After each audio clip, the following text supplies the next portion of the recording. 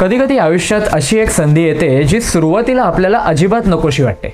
आपण तिला नकार देतो, टाळण्याचा प्रयत्न करतो, पण नियती मात्र ठरवून बसलेली असते की हाच क्षण तुमचं संपूर्ण आयुष्य बदलणार आहे. मराठी संगीत रंगभूमीच्या इतिहासात अशीच एक घटना घडली आणि त्या एका अनपेक्षित भूमिकेने एका गायिकेला मराठी रंगभूमीची अजरामर अभिनेत्री बनवलं. त्या होत्या ज्योत्स्ना भोळे. नमस्कार मंडळी, नाट्यविश्वास पुणे ह्या आपल्या खास मराठी चॅनलमध्ये तुमचं मनपूर्वक स्वागत आहे. आज ज्योत्स्ना भोळे यांच्या पुण्यतिथी निमित्त त्यांना विनम्र अभिवादन करून त्यांच्या प्रेरणादायी जीवन प्रवासाचा आणि मराठी संगीत रंगभूमीवरील त्यांच्या अमूल्य योगदानाचा मागोवा घेऊया. 11 मे 1914 रोजी गोव्यातील बंदिवडे या छोट्याशा गावात त्यांचा जन्म झाला. त्यांचं जन्मनाव दुर्गा केळकर होतं. घरात संगीताचं वातावरण असल्यामुळे लहानपणापासूनच त्यांच्यावर संगीताचे संस्कार झाले. मोठ्या बहिणी रियाज करत असताना लहानगी दुर्गा शांतपणे ऐकत बसायची. विशेष म्हणजे केवळ ऐकूनच त्या अनेक गोष्टी आत्मसात करत. त्यांच्यातील हा विलक्षण गुण ओळखून त्यांच्या मोठ्या बहिणीने त्यांना मुंबईला आणलं. पुढे आग्रा घराण्याचे उस्ताद विलायत हुसेन खान आणि खादिम हुसेन खान यांच्याकडे त्यांनी हिंदुस्थानी शास्त्रीय संगीताचे शिक्षण घेतलं. लहान वयातच त्यांच्या गायकीची चर्चा सुरू झाली. शालेय स्पर्धांमध्ये त्या चमकू लागल्या. इतकंच नाही तर मुंबईत ब्रॉडकास्टिंग सेवांवरही त्यांना गायनाची संधी मिळाली. संगीत हीच त्यांची दुनिया झाली होती. त्यामुळे 4थी नंतर त्यांनी औपचारिक शिक्षण थांबवलं आणि स्वतःला पूर्णपणे संगीत साधनेसाठी वाहून घेतलं. याच काळात मुंबईच्या सांस्कृतिक विश्वात एक नाव वेगाने पुढे येत होतं, केशवराव भोळे. त्यांच्या भावगीतांनी अनेक रसिकांना भुरळ घातली होती. दुर्गा केळकरही त्यांना अपवाद नव्हत्या. केशवरावांची गाणी ऐकून त्या अक्षरशः भारावून गेल्या. त्यांच्याकडून संगीत शिकण्याची इच्छा त्यांनी व्यक्त केली आणि या गुरु शिष्य नात्याचं रूपांतर पुढे आयुष्यभराच्या सहजीवनात झालं. 1932 मध्ये दोघांचा विवाह झाला आणि दुर्गा केळकर बनल्या ज्योत्स्ना भोळे. लग्नानंतरही ज्योत्स्ना भोळेंचं एक ध्येय होतं, संगीत. अभिनयाचा त्यांना मुळीच विचार नव्हता. पण 1933 साली एक घटना घडली जिने त्यांच्या आयुष्याला वेगळंच वळण दिलं.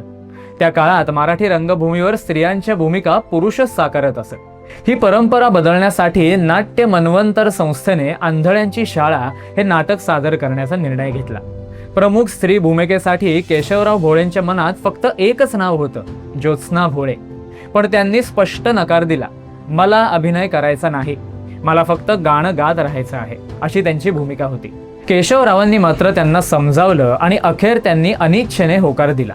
पण खरी परीक्षा अजून बाकी होती. त्या काळी स्त्री कलाकारांनी रंगमंचावर अभिनय करणं समाजातील अनेकांना मान्य नव्हतं. असं सांगितलं जातं की आंधळ्यांची शाळा ह्या पहिल्या प्रयोगाला काही प्रेक्षक नाराजी व्यक्त करण्यासाठी हातात भजी घेऊन आले होते. मात्र पडदा पडला, नाटक सुरू झालं आणि काही क्षणातच संपूर्ण सभागृह शांत झालं. ज्योत्स्ना भोळे यांच्या अभिनयाने आणि सादरीकरणाने प्रेक्षक इतके भारावून गेले की विरोधाचं रूपांतर टाळ्यांच्या कडकडाटात झालं.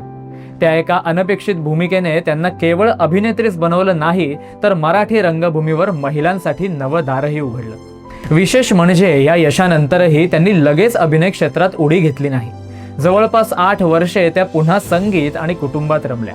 मात्र 1941 मध्ये त्यांनी पुन्हा रंगभूमीकडे पाऊल टाकलं आणि 1942 मध्ये कुलवधू या नाटकातील भूमिकेने त्यांना अभूतपूर्व लोकप्रियता मिळवून दिली.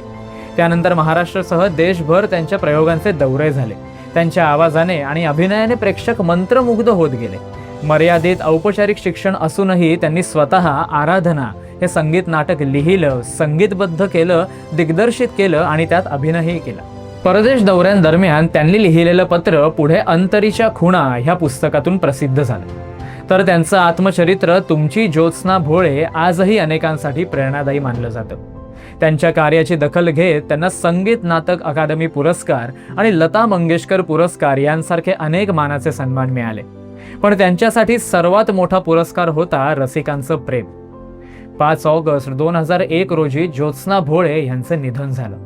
मात्र त्यांनी केलेली सुरुवात आजही मराठी संगीत रंगभूमीच्या इतिहासात सुवर्ण अक्षरांनी नोंदवली जाते. त्यांनी सिद्ध करून दाखवलं की कधीकधी आपण ज्या संधीपासून दूर पळतो तीच संधी आपल्या आयुष्याचा सर्वात मोठा टप्पा ठरते. म्हणूनच ज्योत्स्ना भोळे यांची कहाणी आपल्याला एक महत्त्वाचा संदेश देते. प्रत्येक अनपेक्षित संधीला घाबरू नका, कारण कदाचित तुमच्या यशाचा दरवाजा त्याच संधीमध्ये दडलेला असतो. तर मंडळी, आजच्या पुरतं एवढंच. आम्हाला आशा आहे की तुम्हाला आमचा हा पॉडकास्ट अवश्य आवडला असेल. आवडला असल्यास लाईक व शेअर करायला विसरू नका. तुमच्या आयुष्यातली एखादी अनपेक्षित संधीने मोठा बदल घडलेला आहे का? तुमचा अनुभव कमेंट्समध्ये नक्की शेअर करा.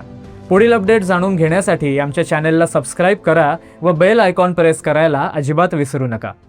धन्यवाद.